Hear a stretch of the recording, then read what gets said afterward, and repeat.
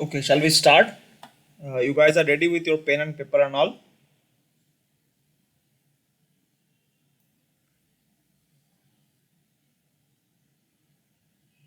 Okay,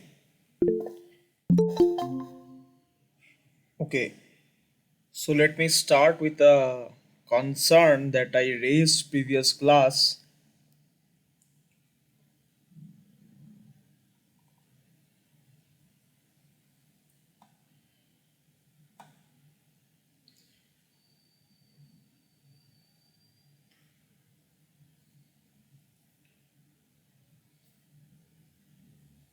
Okay.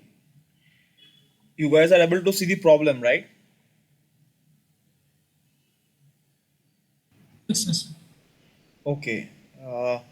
Please find the initial value of this yt and tell me what you guys are getting.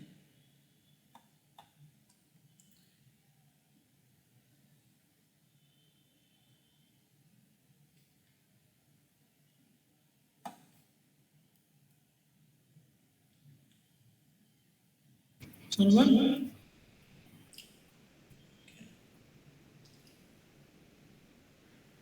Anybody else? 1/2.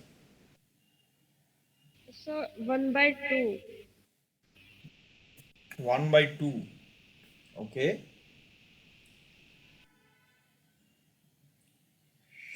infinity. Infinity. Okay. That is an interesting answer. Who is that? Who said Sadat. infinity? Okay, that is interesting, right? At t equal to 0, it is infinity. Last day I raised this concern. You see, this is what is the structure of this? What is this I have written? What is this? S plus 1 divided by S plus 2. What is this? This is a lead lag compensator, right? There is a 0 at S is equal to 1 minus 1, and there is a pole at x is equal to minus 2.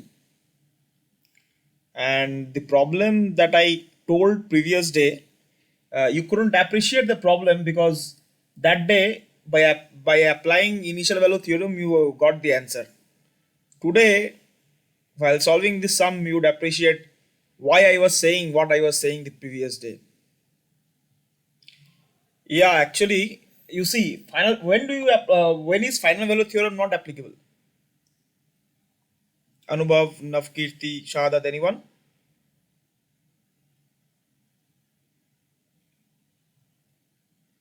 When can you not apply final value theorem? When does final value theorem fail?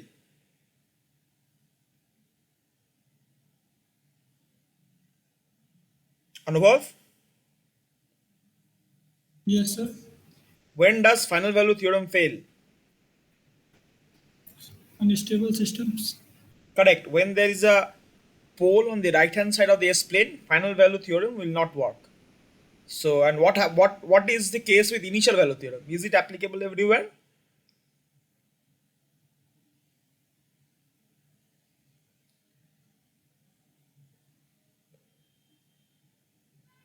Anubhav, Yes, is yes. initial value theorem Sir, applicable? Yes. in the last session you have told that we can apply that only for proper functions. Proper functions. Right. Right. Now today you will see why it is so. I will show you. Now see, look at the structure of this transfer function. Let us see why are we facing problem. You see, Shadat came with this problem. He has encountered this problem. So limit s tends to infinity, s into ys. That becomes infinity. It is truly infinity. The problem is if you break this function, yt equal to delta t minus e to the power minus 2t ut. This is basically 1t, that is Heaviside step function. It is similar to what you write as ut, but in control literature, ut is uh, variable which is used for input. That is why I use 1 of t. So see, at t equal to 0, there is a delta t term over there. So it is kind of unbound. So if you are asked to find, initial value of such functions, you are asked to find the value of yt at t equal to 0 plus. At t equal to 0 plus, this will not exist. This will not exist. So what you end up getting is minus of 1.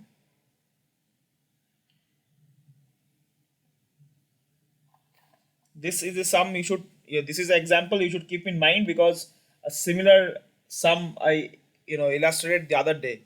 You didn't face a problem because the sum was structured in that fashion, but here you would face a problem. So this was something I wanted to illustrate, because last day I told the thing how to approach this sum, but I couldn't illustrate how to do it. So remember this. So you cannot apply initial value theorem when it is unbounded. Delta t has a value of infinity at t equal to 0, so you cannot do that. So you have to find, if you are asked to find t equal to, at initial value, then you have to find the value at t equal to 0 plus. So at that case, delta t becomes equal to 0. You are left only with the second part of the system, and you get the value as minus of 1. Keep this in mind. This is an important concept. We are recording this, right? Recording is on. Yeah, okay. Okay, now let us move to the second sum. Okay, second sum. Yeah, let us do the sum. Okay, so signal flow graph has been given to you, and it is told that there are two inputs, u1 or u2. So which, and there are two outputs, y1 and y2. Which of the combination would you choose? Would you choose u1 and y1, or u2 and y2, or u1 and y1, or u2 and y1? Which combination you would choose such that the entire system becomes uh, controllable and observable? You have two choices. One is u1 and one is u2 for inputs. You have two choices, that is y1 and y2, to be your outputs. I will give you 3 minutes time to try the sum, and then I would see which one which is correct.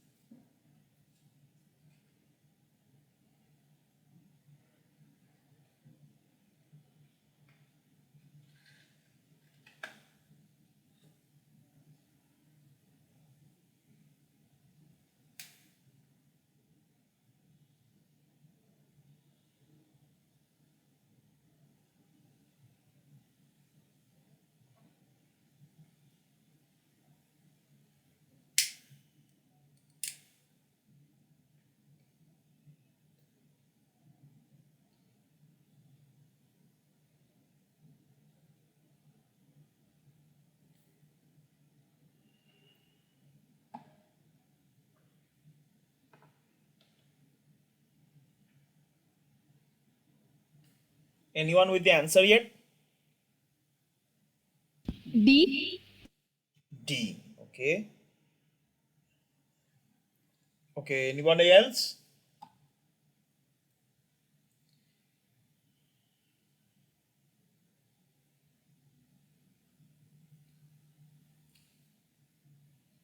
Navkirti, why do you think it is D?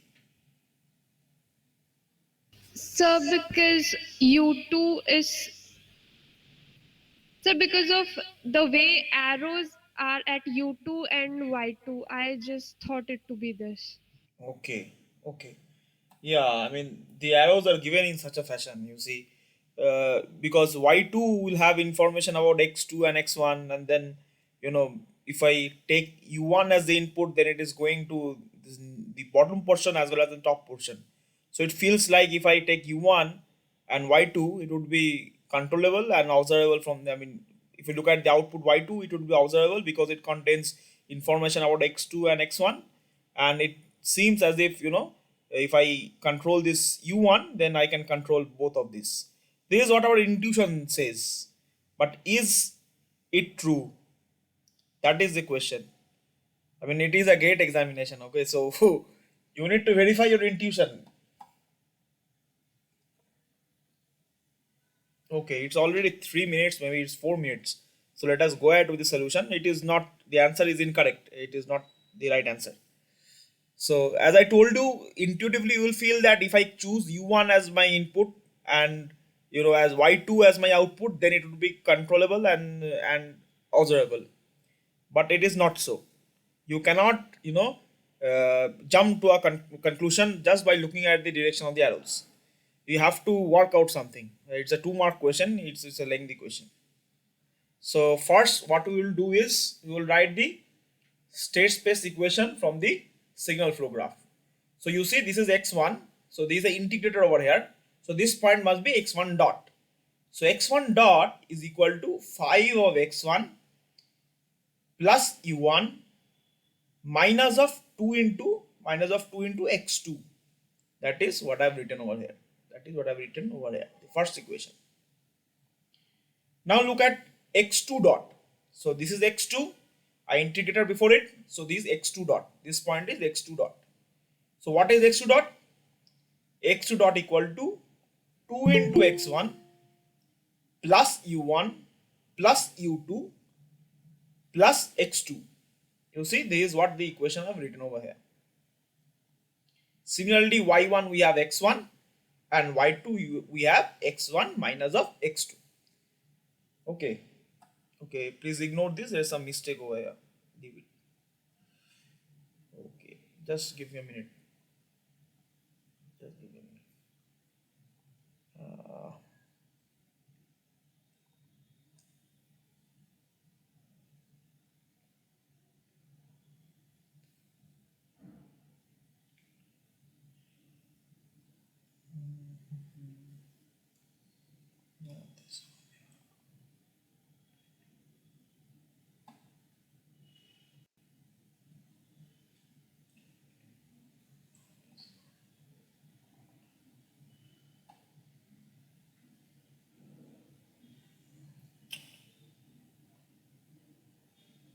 Okay.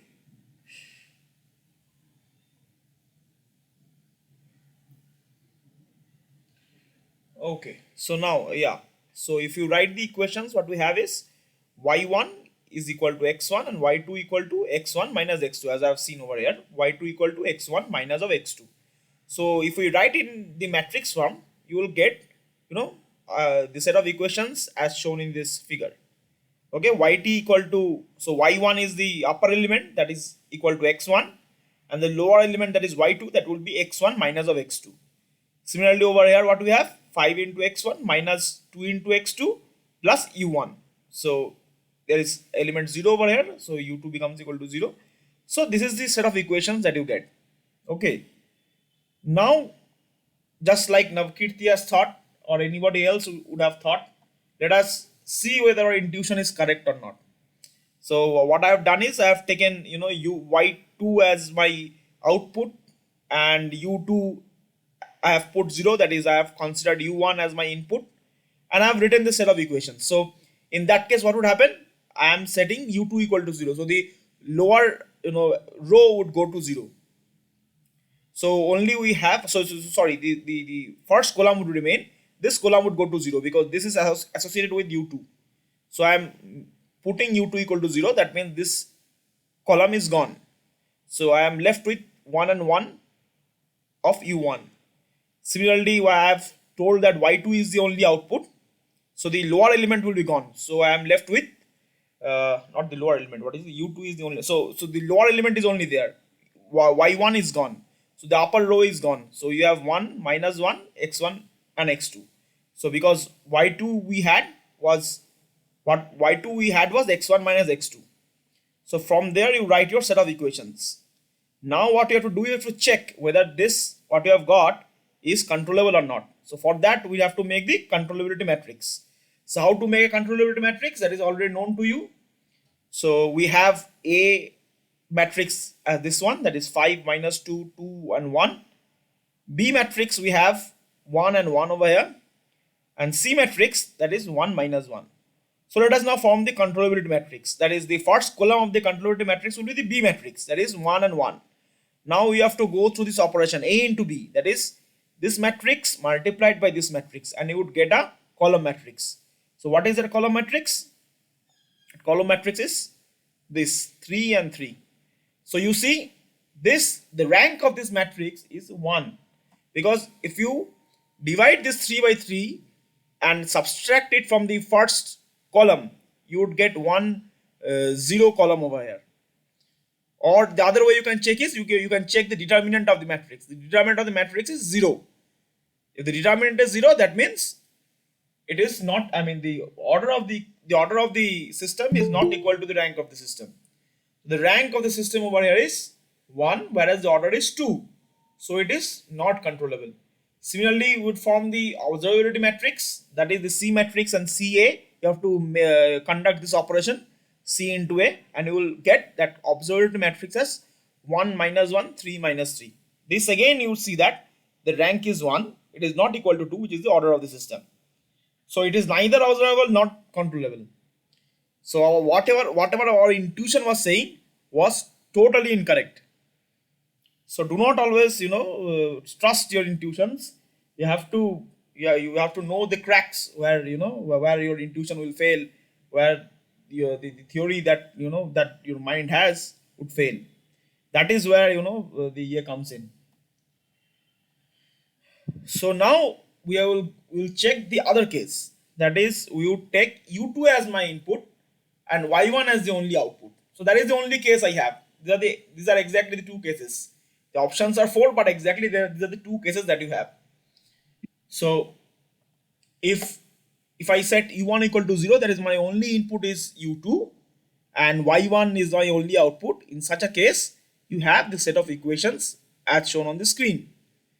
And again, you form the controllability matrix by the way I have just told you. That is, the B matrix would be the first column. So you see the first column is 0 and 1. That is the B matrix. If you do the operation A into B, that is, you multiply this matrix with this matrix, then you get minus 2 and 1. So now you see the determinant is no longer 0.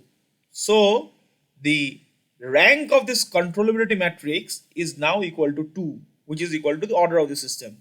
So if I choose my input variable as u2, then we find that it is controllable. Okay. Now let us see what happens to the observability. So if we look at the observability matrix, that again is the similar operation that we have conducted, that is C and CA. What we see is, again in this case, the determinant of the matrix is not equal to 0. So the observability matrix has a rank equal to 2, which is equal to the order of the system, and hence the system is observable when the output is y1. Okay, the correct option is B, not D. So the correct option will be B. Okay.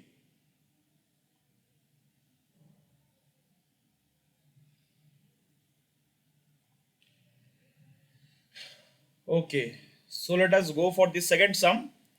The second sum has told you that there is a transfer function which is a second second order transfer function, and it has a perfectly flat magnitude response and of unity magnitude, and it has a pole at 2 minus of j3. So you need to find all the poles and zeros of the system. I will again give you 3 minutes time to solve, and then I will ask what answers you are getting.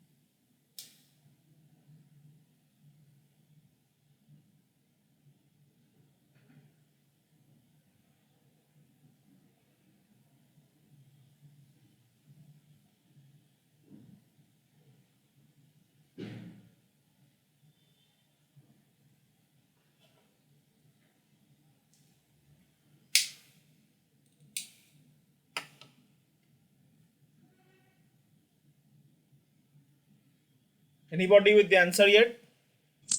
Option D. Option D. Okay, that is Shahadat, right? Who was that? Yes. Okay. So can you please explain why you have said it is D? So the pole have to be conjugate symmetric. Absolutely. Hence, the poles will, because there is a pole at 2 minus J3, there will have to be a pole at 2 plus J3. Absolutely. Now, because the magnitude has to be unity, so Yes. in the denominator of the transfer function, we'll have root of 2 square plus 3 square. So 2 square plus 3 square, which is 13. So we'll require So you zeros which have will s also. minus something, right? You do not have that. The 2 square plus 3 square is not, this is a 0. So the polynomial you have is s minus of this thing, s plus 2 minus j3 or s plus 2 minus j3. Yes, tell. Yeah. So yeah, so the numerator will have to again take the magnitudes Mm-hmm. in the similar fashion. So in denominator we'll have s minus 2 plus j3 and s minus 2 minus j3. So if we take the magnitude of it, it will be s plus 2 whole square plus 9 and Yes, yeah. yes, you are correct. Your approach is correct. But what I will do is I will give you a geometrical interpretation of this thing. Okay, what exactly we are doing? Why are we?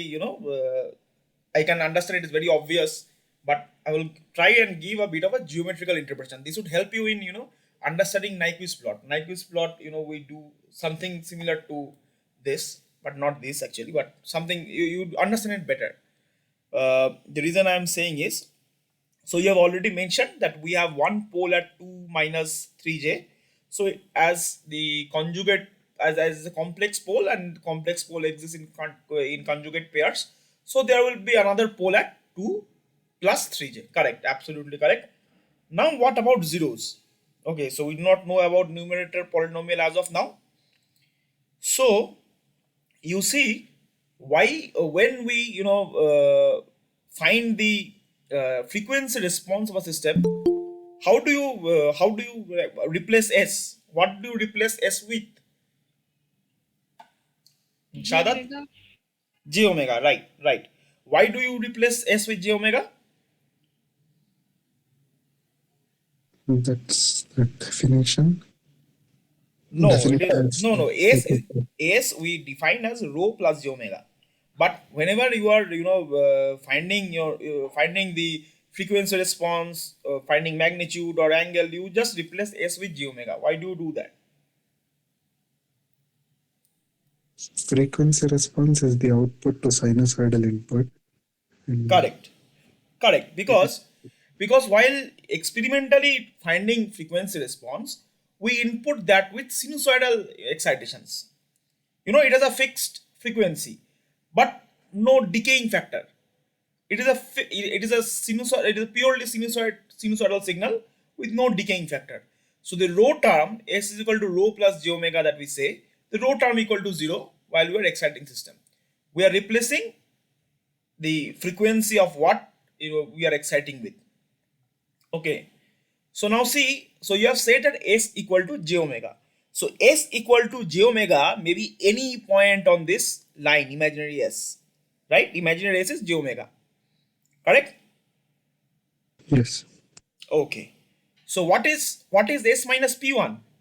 So s minus p1. So for simplicity, I have taken a point on this, just like the analogy that you just said in your answer. S equal to 0. It may not be equal to 0. It may be any point on this j omega axis. So in that case, the vector would be from here to here. So if you have chosen some point from here, you would have chosen a vector from here to here. Okay, so s minus p1 is a vector which is joining this point and this point. If you had chosen s somewhere over here, it would have been the vector would have been from this point to this point. Okay, now this as you need the magnitude to be unity in the numerator polynomial, you need to have such two other vectors whose magnitude must be same. So in that case, what you do, you choose you need to have two such zeros. The red arrows, that the red vectors that you see, these are the denominator vectors. They have to be cancelled out by this blue vectors over here. So magnitude of these two vectors has to be equal. In such a case, so if you had chosen s over here, then also it would have been same. This vector and this vector would have the same length. Again, this vector and this vector would have the same length. So you have 0 at minus 2 minus 3j, and another conjugate of this z1, that is minus 2 plus 3j. So these are the locations of the zeros that we have. So the correct option is D. Shahadat was correct. Good. Okay. So this is the next sum. Okay, this would be the last sum, I think. Okay, this will be last sum. Okay.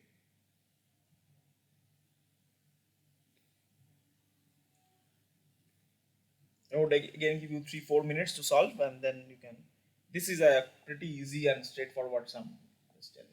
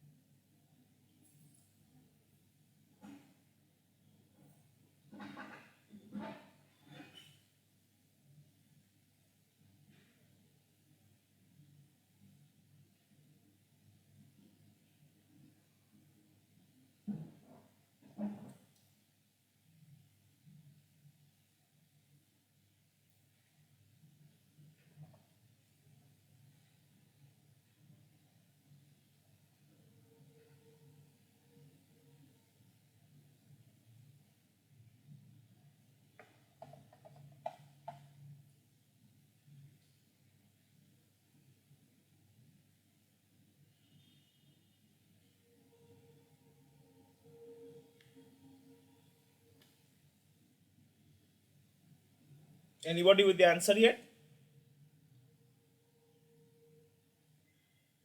Option B. Option B. Yes. Okay.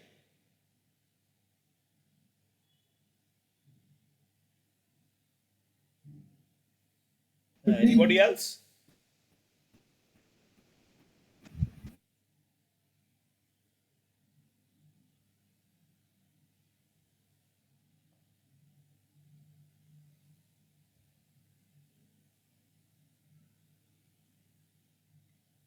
Anybody else with the answer? D. Huh? D. D. Okay. Okay, let's see what is the answer. Okay. The first, let us convert this block diagram into a signal flow graph. Okay. I don't think either of the answer was correct. Anyways, let's see. So if I do the signal flow graph, what we find is there are two forward paths. One is through G1 and another is through G2. And there is, from this point, this is the output point. From there is a feedback signal which has a gain minus of H. So you have a minus of H over here. Similarly, over here also you have minus of H. So there are two such loops, minus of H and here also minus of H. And from here you get the output y of S. Now let us use the Mason's formula, and you can list down all the gains that we have. So the forward path gain we have G1, that is the small g1 is equal to G1 because this is the forward path gain G1, and another path gain that we have over here is G2. The loops that we have is minus of G1 into H. This is the loop minus of G1 into H. We have another loop that is minus of G2 into H. Then we see that neither of the loops are non-touching. Both the loops are touching at this point. So what we have is delta that we have in the Mason's gain is defined in the fashion like 1 minus sum of individual loop gains plus sum of all non-touching loops. So neither of the loops are non-touching. So all these terms will go to 0. We have only 1 minus L1 minus L2. So we have 1 plus G2 into H plus G1 into H. Delta 1 again becomes equal to delta 2, which is equal to equal to 1. So in that case, if you find the transfer function, please excuse the typo error over here. There are some typo errors. It's better I open this.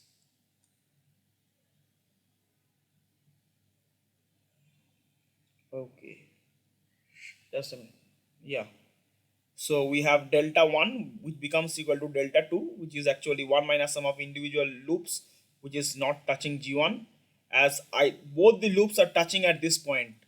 So it is touching the forward path gain, the forward path gain at this point as well as the loop at this point. So there are no non-touching loops. So delta 2 also becomes equal to 1. In such a case, we have is ys divided by xs, that is equal to G1 into delta 1 plus G2 into delta 2 divided by delta. That becomes this G1 plus G2 divided by 1 plus G2 into H plus G1 into H. So the correct answer is C. So none of the answers was correct. Okay. Leave it. So let me see if I give another sum. So this was the first time I got my diagram correct, and this is thanks because of your 3-minute limit. Okay, good. Keep trying. So this is more like a this learning to ride a bicycle. In the beginning, it's difficult. After a certain period of time, you'll get the hang. Let me see if I have some extra questions. I will just. Where did I? Okay, let me see if I have some extra questions.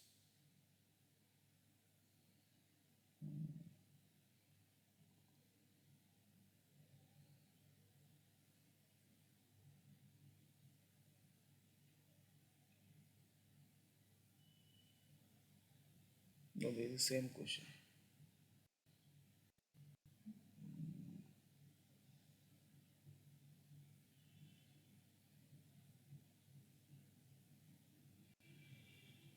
Okay, yeah. So I'm giving you a function like this. Okay, signum function. I hope you know what signum function is. I have already drawn the function over here actually. I am not supposed to show the solution right now, but okay, the signum function has been given over here, and the Fourier series expansion of signum of cos of t is asked. So which one would be correct?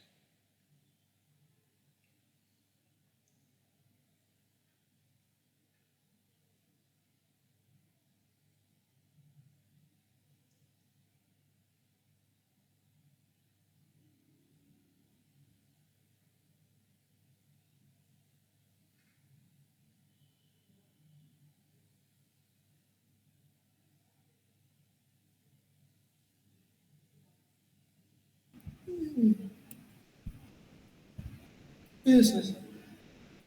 A. You are saying A. Option A, right? Yes, sir.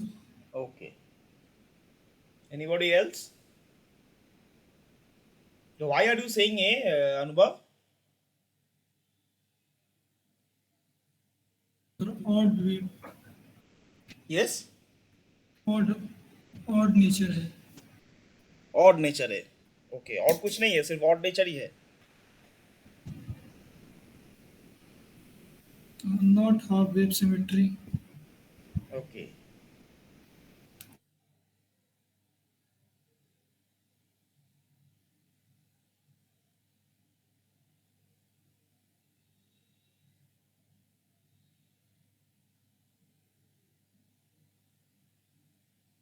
Anybody else? What is he right? What is he saying?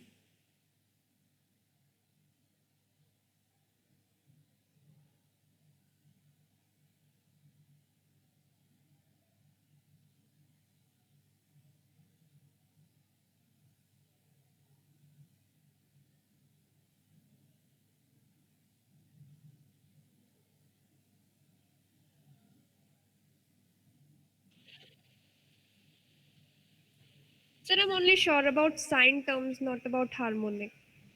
Okay. Okay. So can you plot this function signum of cos of t? Can you plot the function? It's a pulse. It's what? It's like a pulse waveform. A square wave Okay. from 0 to 1 it is 1, and from -1 to 0 it is -1. Okay. Okay. So what are the harmonics that can be present over there? What are the harmonics? Is it half wave symmetric?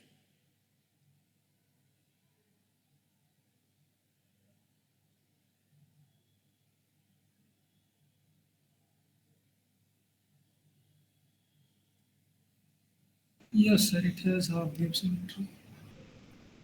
So if it is half wave symmetric, then what do you think would be the correct answer? No even harmonics. No even harmonics, okay. But then why cosine terms are given?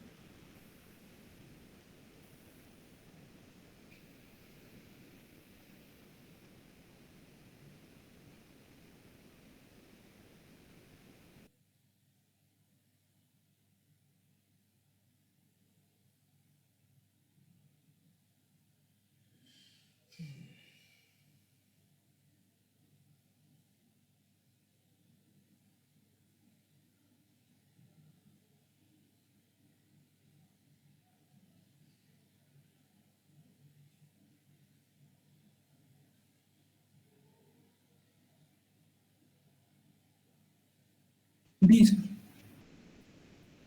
What? What did you say? B. D. Yes, sir.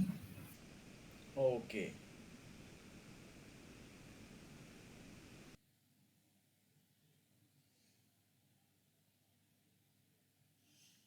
You can see the waveform now. How I have plotted it.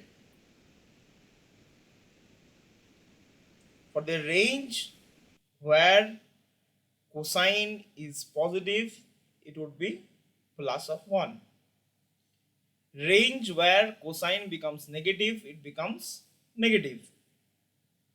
So this is a even function, it is not odd function. Okay, Anubhav initially said, but he changed his answer. Sir, That's good. Yeah. uh, I was just seeing Signum. I was Yeah. waiting for Signum X by mod X. I didn't see Costi. Okay. So what we see is it is an even function. And it also has half symmetry. What does half symmetry mean? You cut this half of the wave, move it forward by t by 2, and then you know take a reflection across this t axis. If these two matches, then you can say it is halfway symmetric. You take this half of the wave as I am showing by my cursor, place it on top of this, and then take a reflection of this part across this t axis. If these two matches, then you can say that this signal is half wave symmetric. So in this case, you see it is perfectly half wave symmetric, and hence we can say the odd harmonics will exist, and it is an even function, so cosine term will exist. So that is the answer. The answer is D. Good, good. You people are progressing. It is good to see that you people are practicing. Okay, maybe I do not have any more questions allotted to me. I only had three questions. Still, I have shown three or four questions. That is good. So maybe I would end the session today over here. I will meet again on next Friday. Keep practicing. Enjoy yourself. Enjoy the weekends. Bye then. Till then. Yeah. Thank you, Anubhav. Thank you.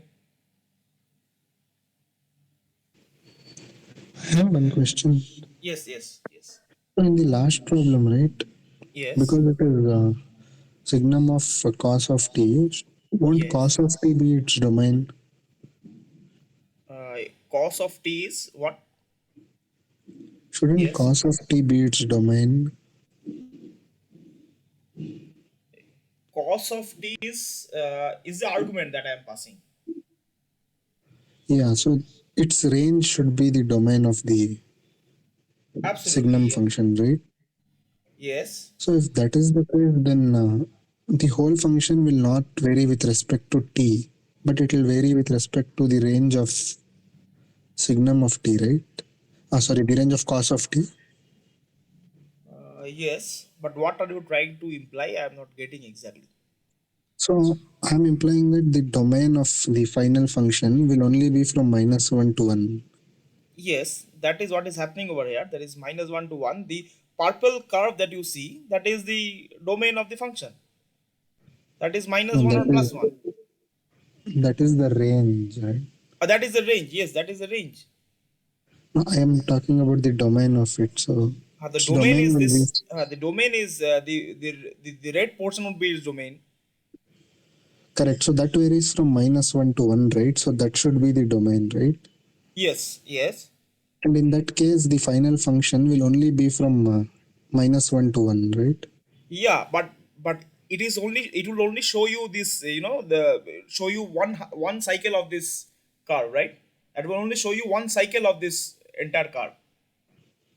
That would just be one cycle of it. Okay.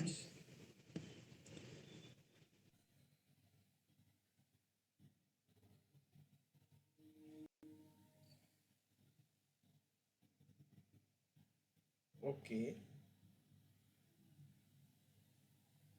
Thank you. Okay.